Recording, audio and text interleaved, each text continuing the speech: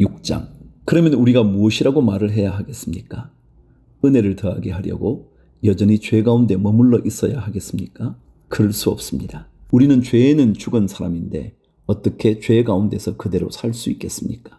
세례를 받아 그리스도 예수와 하나가 된 우리는 모두 세례를 받을 때에 그와 함께 죽었다는 것을 여러분은 알지 못합니까? 그러므로 우리는 세례를 통하여 그의 죽으심과 연합함으로써 그와 함께 묻혔던 것입니다. 그것은 그리스도께서 아버지의 영광으로 말미암아 죽은 사람들 가운데서 살아나신 것과 같이 우리도 또한 새 생명 안에서 살아가기 위함입니다. 우리가 그의 죽으심과 같은 죽음을 죽어서 그와 연합하는 사람이 되었으면 우리는 부활에 있어서도 또한 그와 연합하는 사람이 될 것입니다. 우리는 옛사람이 그리스도와 함께 십자가에 달려 죽은 것은 죄의 몸을 멸하여서 우리가 다시는 죄의 노예가 되지 않게 하려는 것임을 우리는 압니다. 죽은 사람은 이미 죄의 세력에서 해방되었습니다. 우리가 그리스도와 함께 죽었으면 그와 함께 우리도 또한 살아날 것임을 믿습니다. 우리가 알기로 그리스도께서는 죽은 사람들 가운데서 살아나셔서 다시는 죽지 않으시며 다시는 죽음이 그를 지배하지 못합니다.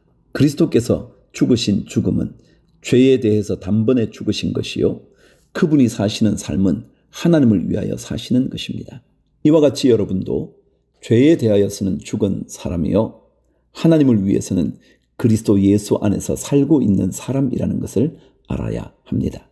그러므로 여러분은 죄가 여러분의 죽을 몸을 지배하지 못하게 해서 여러분이 몸의 정욕에 굴복하는 일이 없도록 하십시오. 그러므로 여러분은 여러분의 지체를 죄에 내맡겨서 불의의 연장이 되게 하지 마십시오. 오히려 여러분은 죽은 사람들 가운데서 살아난 사람답게 여러분을 하나님께 바치고 여러분의 지체를 의의 연장으로 하나님께 바치십시오. 여러분은 율법 아래 있지 않고 은혜 아래 있으므로 죄가 여러분을 다스릴 수 없을 것입니다. 15절. 그러면 어떻게 해야 하겠습니까? 우리가 율법 아래에 있지 않고 은혜 아래에 있다고 해서 마음 놓고 죄를 짓자는 말입니까? 그럴 수 없습니다. 여러분이 아무에게나 자기를 종으로 내맡겨서 복종하게 하면 여러분은 여러분이 복종하는 그 사람의 종이 되는 것임을 알지 못합니까? 여러분은 죄의 종이 되어 죽음에 이르거나 아니면 순종의 종이 되어 의에 이르거나 하는 것입니다. 그러나 하나님께 감사하는 것은 여러분이 전에는 죄의 종이었으나 이제 여러분은 전에 받은 교훈의 본에 마음으로부터 순종함으로써 죄에서 해방을 받아서 의의 종이 된 것입니다. 여러분의 이해력이 미약함으로 내가 사람의 방식으로 말하겠습니다. 여러분이 전에는 자기 지체를 더러움과 불법의 종으로 내맡겨서 불법에 빠져 있었지만 이제는 여러분의 지체를 의의 종으로 바쳐서 거룩함에 이르도록 하십시오. 여러분이 죄의 종일 때에는 의에 얽매이지 않았습니다. 여러분은 그때 무슨 열매를 거두었습니까? 이제 와서 여러분이 그러한 생활을 부끄러워하지만은 그러한 생활의 마지막은 죽음입니다. 이제 여러분은 죄에서 해방을 받고 하나님의 종이 되어서 거룩함에 이르는 삶의 열매를 맺고 있습니다. 그 마지막은 영원한 생명입니다. 죄의 삭은 죽음이요 하나님의 선물은 우리 주 예수 그리스도 안에서 누리는 영원한 생명입니다. 7장. 형제 자매 여러분, 나는 율법을 아는 사람들에게 말을 합니다. 율법은 사람이 살아있는 동안에만 그 사람을 지배한다는 것을 알지 못합니까? 결혼한 여자는 그 남편이 살아있는 동안에는 법으로 남편에게 매여 있으나 남편이 죽으면 남편의 법에서 풀려납니다. 그러므로 남편이 살아있는 동안에 그 여자가 다른 남자에게로 가면 그 여자는 간음한 여자라는 말을 듣게 됩니다. 그러나 남편이 죽으면 그 법에서 해방되는 것이므로 다른 남자에게로 갈지라도 간음한 여자가 되지 않습니다. 나의 형제 자매 여러분, 그러므로 여러분도 그리스도의 몸으로 말미암아 율법에 대해서는 죽임을 당했습니다. 그래서 여러분은 다른 분, 곧 죽은 사람들 가운데서 살아나신 그분에게 속하게 되었습니다. 그것은 우리가 하나님을 위하여 열매를 맺게 하기 위함입니다. 이전에 우리가 육신을 따라 살 때에는 율법으로 말미암아 일어나는 죄의 욕정이 우리 몸의 지체 안에서 작용해서 죽음에 이르는 열매를 맺었습니다. 그러나 지금은 우리를 올가맸던 것에 대하여 죽어서 율법에서 풀려났습니다. 그래서 우리는 문자에 얽매인 낡은 정신으로 하나님을 섬기지 않고 성령이 주시는 새 정신으로 하나님을 섬깁니다. 그러면 우리가 무엇이라고 말을 하겠습니까? 율법이 죄입니까? 그럴 수 없습니다. 그러나 율법에 비추어 보지 않았다면 나는 죄가 무엇인지 알지 못하였을 것입니다. 율법에 탐내지 말아라 하지 않았다면 나는 탐심이 무엇인지를 알지 못하였을 것입니다. 그러나 죄는 이 계명을 통하여 틈을 타서 내 속에서 온갖 탐욕을 일으켰습니다. 율법이 없으면 죄는 죽은 것입니다. 전에는 율법이 없어서 내가 살아 있었는데 계명이 들어오니까 죄는 살아나고 나는 죽었습니다. 그래서 나를 생명으로 인도해야 할 그 계명이 도리어 나를 죽음으로 인도한다는 것이 드러났습니다. 죄가 그 계명을 통하여 틈을 타서 나를 속이고 또 그 계명으로 나를 죽였습니다. 그러므로 율법은 거룩하며 계명도 거룩하고 의롭고 선한 것입니다. 그러니 그 선한 것이 나에게 죽음을 안겨주었다는 말입니까? 그럴 수 없습니다. 그러나 죄를 죄로 드러나게 하려고 죄가 그 선한 것을 방편으로 하여 나에게 죽음을 일으켰습니다. 그것은 계명을 방편으로 하여 죄를 극도로 죄답게 되게 하려는 것이었습니다. 우리는 율법이 신령한 것인 줄 압니다. 그러나 나는 육정의 메인 존재로서 죄 아래에 팔린 몸입니다. 나는 내가 하는 일을 도무지 알 수가 없습니다. 내가 해야겠다고 생각하는 일은 하지 않고 도리어 해서는 안 되겠다고 생각하는 일을 하고 있으니 말입니다. 내가 그런 일을 하면서도 그것을 해서는 안 되겠다고 생각하는 것은 곧 율법이 선하다는 사실에 동의하는 것입니다. 그렇다면 그와 같은 일을 하는 것은 내가 아니라 내 속에 자리 잡고 있는 죄입니다. 나는 내 속에 곧 내 육신 속에 선한 것이 깃들여 있지 않다는 것을 압니다. 나는 선을 행하려는 의지는 있으나 그것을 실행하지는 않으니 말입니다. 나는 내가 원하는 선한 일은 하지 않고 도리어 원하지 않는 악한 일을 합니다. 내가 해서는 안 되는 것을 하면 그것을 하는 것은 내가 아니라 내 속에 자리 잡고 있는 죄입니다. 여기에서 나는 법칙 하나를 발견하였습니다. 곧 나는 선을 행하려고 하는데 그러한 나에게 악이 붙어 있다는 것입니다. 나는 속 사람으로는 하나님의 법을 즐거워하나 내 지체에는 다른 법이 있어서 내 마음의 법과 맞서서 싸우며 내 지체에 있는 죄의 법에 나를 포로로 만드는 것을 봅니다. 나는 비참한 사람입니다. 누가 이 죽음의 몸에서 나를 건져주겠습니까? 우리 주 예수 그리스도를 통하여 나를 건져주신 하나님께 감사를 드립니다. 그러니 나 자신은 마음으로는 하나님의 법을 섬기고 육신으로는 죄의 법을 섬기고 있습니다. 8장. 그러므로 그리스도 예수 안에 있는 사람들은 정죄를 받지 않습니다. 그것은 그리스도 예수 안에서 생명을 누리게 하는 성령의 법이 당신을 죄와 죽음의 법에서 해방하여 주었기 때문입니다. 육신으로 말미암아 율법이 미약해져서 해낼 수 없었던 그 일을 하나님께서 해결하셨습니다. 곧 하나님께서는 자기의 아들을 죄된 육신을 지닌 모습으로 보내셔서 죄를 없애시려고 그 육신에다가 죄의 선고를 내리셨습니다. 그것은 육신을 따라 살지 않고 성령을 따라 사는 우리가 율법이 요구하는 바를 이루게 하시려는 것입니다. 육신을 따라 사는 사람은 육신에 속한 것을 생각하나 성령을 따라 사는 사람은 성령에 속한 것을 생각합니다. 육신에 속한 생각은 죽음입니다. 그러나 성령에 속한 생각은 생명과 평화입니다. 육신에 속한 생각은 하나님께 품는 적대감입니다. 그것은 하나님의 법을 따르지 않으며 또 복종할 수도 없습니다. 육신의 메인 사람은 하나님을 기쁘게 해드릴 수 없습니다. 그러나 하나님의 영이 여러분 안에 살아계시면 여러분은 육신 안에 있지 않고 성령 안에 있습니다. 누구든지 그리스도의 영이 없으면 그리스도의 사람이 아닙니다. 또한 그리스도께서 여러분 안에 살아계시면 여러분의 몸은 죄 때문에 죽은 것이지만 영은 의 때문에 생명을 얻습니다. 예수를 죽은 사람들 가운데서 살리신 분의 영이 여러분 안에 살아계시면 그리스도를 죽은 사람들 가운데서 살리신 분께서 여러분 안에 계신 자기의 영으로 여러분의 죽을 몸도 살리실 것입니다. 12절. 그러므로 형제자매 여러분, 우리는 빚을 지고 사는 사람들이지만 육신의 빚을 진 것이 아닙니다. 우리는 육신을 따라 살아야 할 존재가 아닙니다.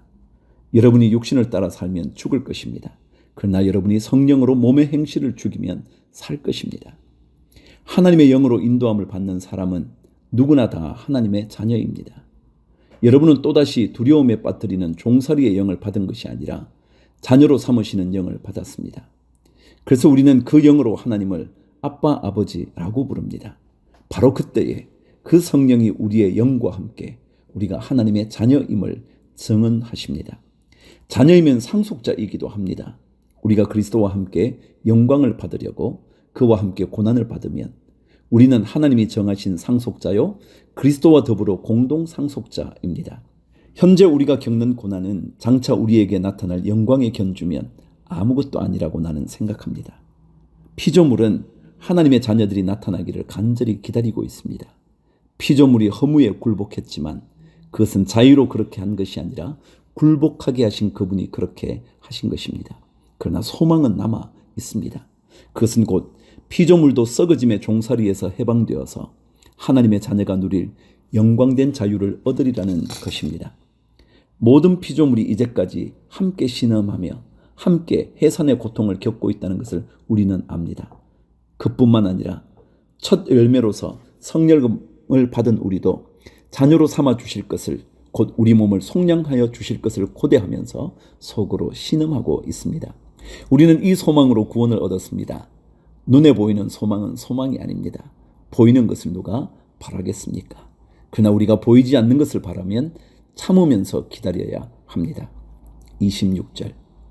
이와 같이 성령께서도 우리의 약함을 도와주십니다. 우리는 어떻게 기도해야 할지도 알지 못하지만 성령께서 친히 이루다 말할 수 없는 탄식으로 우리를 대신하여 간구하여 주십니다.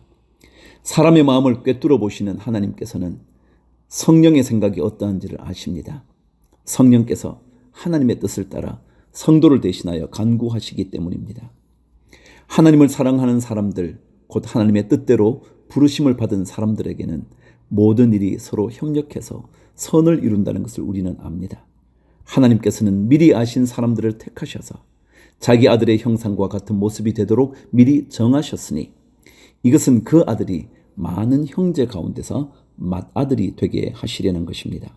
그리하여 하나님께서는 이미 정하신 사람들을 부르시고 또한 부르신 사람들을 의롭게 하시고 의롭게 하신 사람들을 또한 영화롭게 하셨습니다. 31절. 그렇다면 이런 일을 두고 우리가 무엇이라고 말할 수 있겠습니까? 하나님이 우리 편이시면 누가 우리를 대적하겠습니까? 자기 아들을 아끼지 않으시고 우리 모두를 위하여 내주신 분이 어찌 그 아들과 함께 모든 것을 우리에게 선물로 거저 주시지 않으시겠습니까? 하나님께서 택하신 사람들을 누가 감히 고발하겠습니까? 의롭다 하시는 분이 하나님이신데 누가 감히 그들을 정죄하겠습니까? 그리스도 예수는 죽으셨지만 오히려 살아나셔서 하나님의 오른쪽에 계시며 우리를 위하여 대신 간구하여 주십니다. 누가 우리를 그리스도의 사랑에서 끊을 수 있겠습니까? 환난입니까?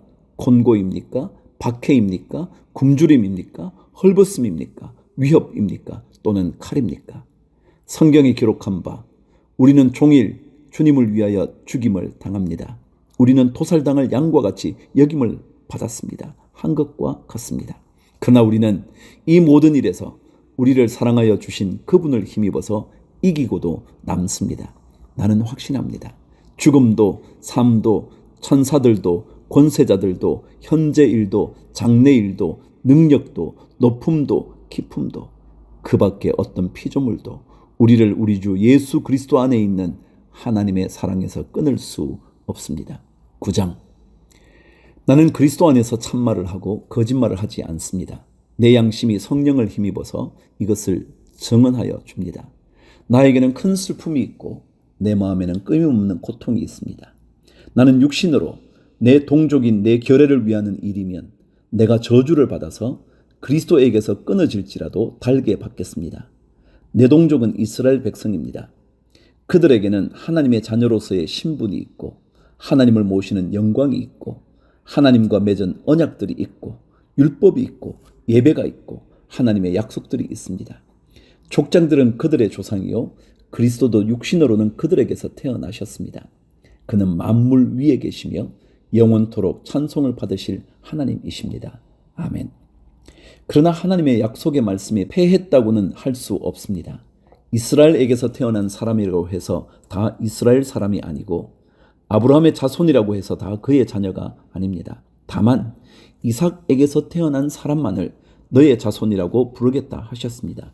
이것은 곧 육신의 자녀가 하나님의 자녀가 되는 것이 아니라 약속의 자녀가 참 자손으로 여겨지리라는 것을 뜻합니다.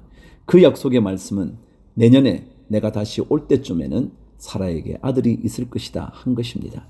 그뿐만 아니라 리브가도 우리 조상 이삭 한 사람에게서 쌍둥이 아들을 수태하였는데 그들이 태어나기도 전에 무슨 선이나 악을 행하기도 전에 택하심이라는 원리를 따라 세우신 하나님의 계획이 살아있게 하시려고 또 이러한 일이 사람의 행위에 근거하는 것이 아니라 부르시는 분께 달려있음을 나타내시려고 하나님께서 리브가에게 말씀하시기를 형이 동생을 섬길 것이다 하셨습니다.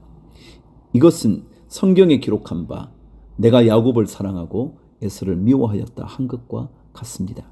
그러면 우리가 무엇이라고 말을 해야 하겠습니까? 하나님이 불공평하신 분이라는 말입니까? 그럴 수 없습니다. 하나님께서 모세에게 말씀하시기를 내가 긍휼히 여길 사람을 긍휼히 여기고 불쌍히 여길 사람을 불쌍히 여기겠다 하셨습니다. 그러므로 그것은 사람의 의지나 노력에 달려있는 것이 아니라 하나님의 자비에 달려 있습니다. 그래서 성경에 바로를 두고 말씀하시기를 내가 이 일을 하려고 너를 세웠다. 곧 너로 말미암아 내 능력을 나타내고 내 이름을 온 땅에 전파하게 하려는 것이다 하셨습니다. 그러므로 하나님께서는 긍휼히 여기시고자 하는 사람을 긍휼히 여기시고 완악하게 하시고자 하는 사람을 완악하게 하십니다. 19절 그러면 그들은 내게 이렇게 말할 것입니다. 그렇다면 어찌하여 하나님께서는 사람을 책망하시는가? 누가 하나님의 뜻을 거역할 수 있다는 말인가? 오 사람아, 그대가 무엇이기에 하나님께 감히 말대답을 합니까? 만들어진 것이 만드신 분에게 어찌하여 나를 이렇게 만들었습니까? 하고 말할 수 있습니까? 토기장이하게 흙 한 덩이를 둘로 나누어서 하나는 귀한 데 쓸 그릇을 만들고 하나는 천한 데 쓸 것을 만들 권리가 없겠습니까? 하나님께서 하신 일도 마찬가지입니다.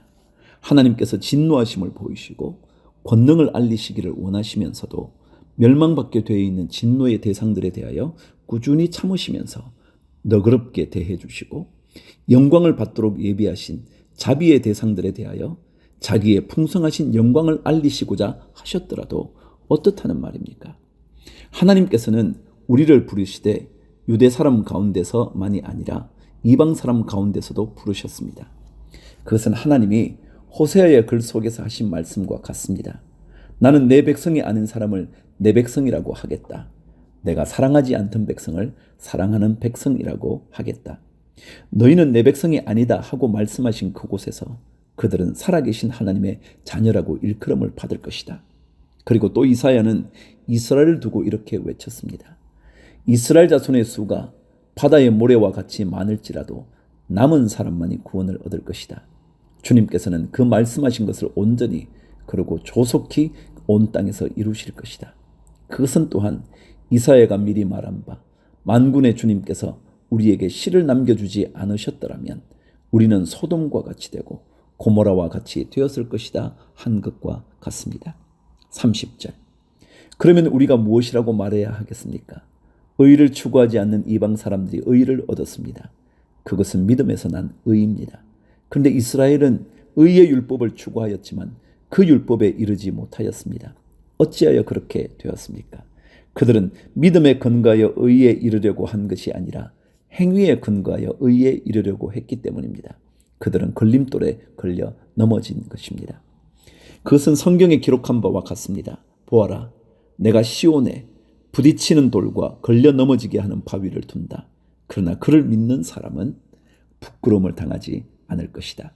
10장 형제자매 여러분, 내 마음의 간절한 소원과 내 동족을 위하여 하나님께 드리는 내 기도의 내용은 그들이 구원을 얻는 일입니다. 나는 증언합니다. 그들은 하나님을 섬기는 데 열성이 있습니다. 그러나 그 열성은 올바른 지식에서 생긴 것이 아닙니다. 그들은 하나님의 의를 알지 못하고 자기 자신들의 의를 세우려고 힘을 쓰므로서 하나님의 의에는 복종하지 않게 되었습니다. 그러므로 그리스도는 율법의 끝마침이 되셔서 모든 믿는 사람에게 의가 되어 주셨습니다. 모세는 율법에 근거한 의를 두고 기록하기를 율법을 행한 사람은 그것으로 살 것이다 하였습니다. 그러나 믿음에 근거한 의를 두고는 이렇게 말합니다. 너는 마음속으로 누가 하늘에 올라갈 것이냐 하고 말하지 말아라. 그것은 그리스도를 끌어내리는 것입니다.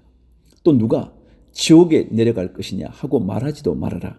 그것은 그리스도를 죽은 사람들 가운데서 끌어올리는 것입니다. 그러면 그것은 무엇을 뜻합니까? 하나님의 말씀은 내게 가까이 있다, 내 입에 있고 내 마음에 있다 하는 말씀이 있습니다. 이것은 우리가 전파하는 믿음의 말씀입니다. 당신이 만일 예수는 주님이라고 입으로 고백하고 하나님께서 그를 죽은 사람들 가운데서 살리신 것을 마음으로 믿으면 구원을 얻을 것입니다. 사람은 마음으로 믿어서 의에 이르고 입으로 고백해서 구원에 이르게 됩니다. 성경은 그를 믿는 사람은 누구나 부끄러움을 당하지 않을 것이다 하고 말합니다. 유대 사람이나 그리스 사람이나 차별이 없습니다. 그는 모든 사람에게 똑같이 주님이 되어주시고 그를 부르는 모든 사람에게 풍성한 은혜를 내려 주십니다. 주님의 이름을 부르는 사람은 누구든지 구원을 얻을 것입니다. 그런데 사람들은 자기들이 믿은 적이 없는 분을 어떻게 부를 수 있겠습니까? 또 들은 적이 없는 분을 어떻게 믿을 수 있겠습니까? 선포하는 사람이 없으면 어떻게 들을 수 있겠습니까?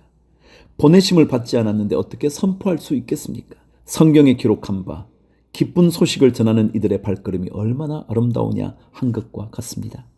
그러나 모든 사람이 다 복음에 순종한 것은 아닙니다. 이사야는 주님, 우리가 전하는 소식을 누가 믿었습니까? 하고 말하였습니다. 그러므로 믿음은 들음에서 생기고 들음은 그리스도를 전하는 말씀에서 비롯됩니다. 그러면 내가 묻습니다. 그들은 들은 일이 없습니까? 물론 그렇지 않습니다. 성경 말씀에 그들의 목소리가 온 땅에 퍼지고 그들의 말이 땅끝까지 퍼졌다 하였습니다. 내가 다시 묻습니다. 이스라엘이 알지 못하였습니까? 이에 대하여 하나님께서 먼저 모세를 통하여 이렇게 말씀하셨습니다. 나는 내 백성이 아닌 사람들로 너희의 질투심을 일으키고 미련한 백성들로 너희의 분노를 자아내겠다. 또한 이사야는 매우 담대하게 이렇게 말씀을 전하였습니다.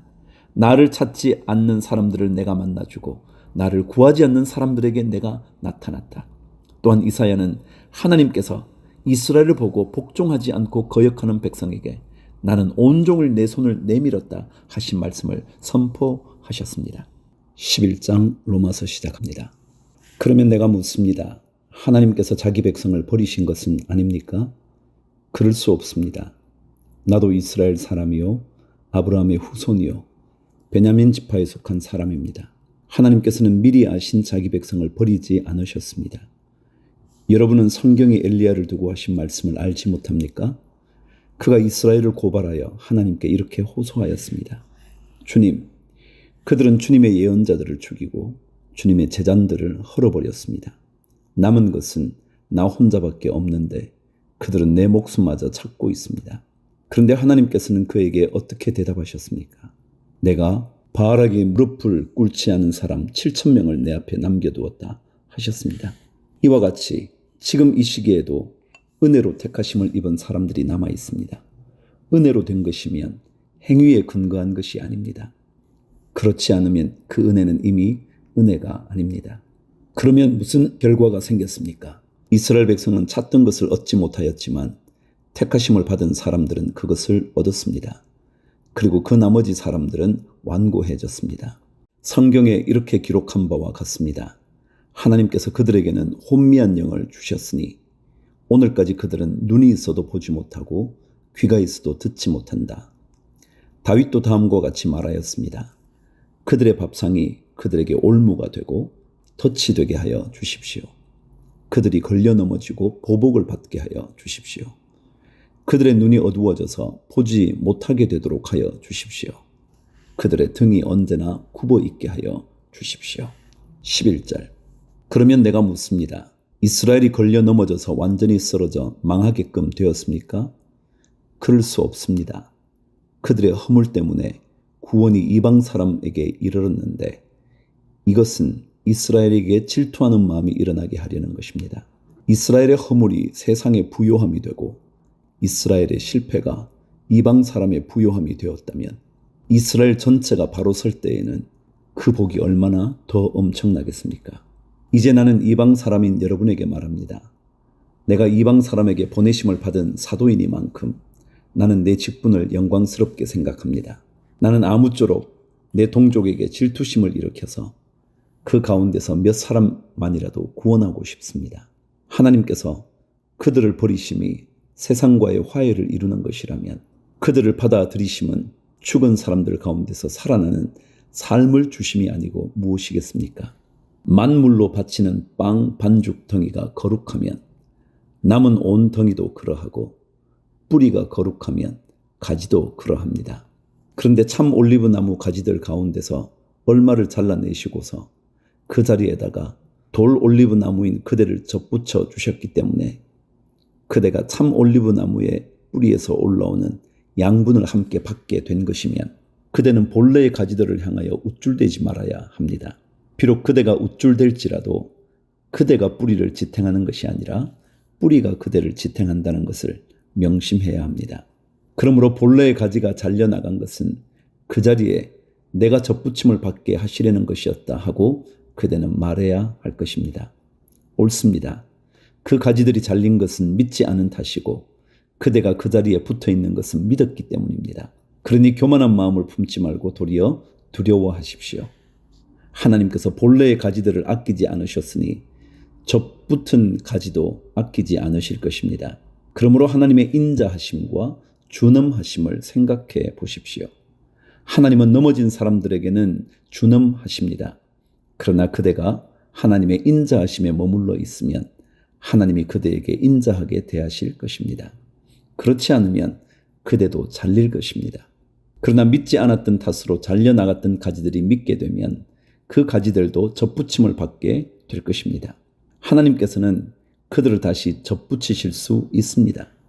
그대가 본래의 돌 올리브 나무에서 잘려서 그 본성을 거슬러 참 올리브 나무에 접붙임을 받았다면 본래 붙어있던 이 가지들이 제 나무에 다시 접붙임을 받는 것이야 얼마나 더 쉬운 일이겠습니까? 25절 형제자매 여러분, 나는 여러분이 이 신비한 비밀을 알기를 바랍니다. 그것은 여러분이 스스로 현명하다고 생각하는 일이 없게 하려는 것입니다. 그 비밀은 이러합니다. 이방 사람의 수가 다 찰 때까지 이스라엘 사람들 가운데서 일부가 완고해진 대로 있으리라는 것과 온 이스라엘이 구원을 받게 되리라는 것입니다. 그것은 성경에 이렇게 기록되어 있는 바와 같습니다.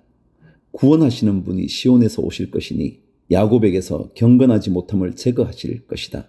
이것은 그들과 나 사이의 언약이니 내가 그들의 죄를 없앨 때에 이루어질 것이다.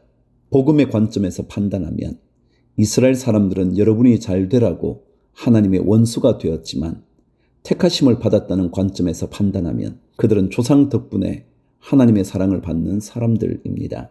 하나님께서 주시는 고마운 선물과 부르심은 철회되지 않습니다. 전에 하나님께 순종하지 않던 여러분이 이제 이스라엘 사람의 불순종 때문에 하나님의 자비를 입게 되었습니다. 이와 같이 지금은 순종하지 않고 있는 이스라엘 사람들도 여러분이 받은 그 자비를 보고 회개하여 마침내는 자비하심을 입게 될 것입니다. 하나님께서 모든 사람을 순종하지 않는 상태에 가두신 것은 그들에게 자비를 베푸시려는 것입니다. 하나님의 부요하심은 어찌 그리 크십니까? 하나님의 지혜와 지식은 어찌 그리 깊고 깊으십니까? 그 어느 누가 하나님의 판단을 헤아려 알 수 있으며 그 어느 누가 하나님의 길을 더듬어 찾아낼 수 있겠습니까? 누가 주님의 마음을 알았으며 누가 주님의 좋은 자가 되었습니까? 누가 먼저 무엇을 드렸기에 주님의 답례를 바라겠습니까? 만물이 그에게서 나고 그로 말미암아 있고 그를 위하여 있습니다. 그에게 영광이 세세에 있기를 빕니다. 아멘.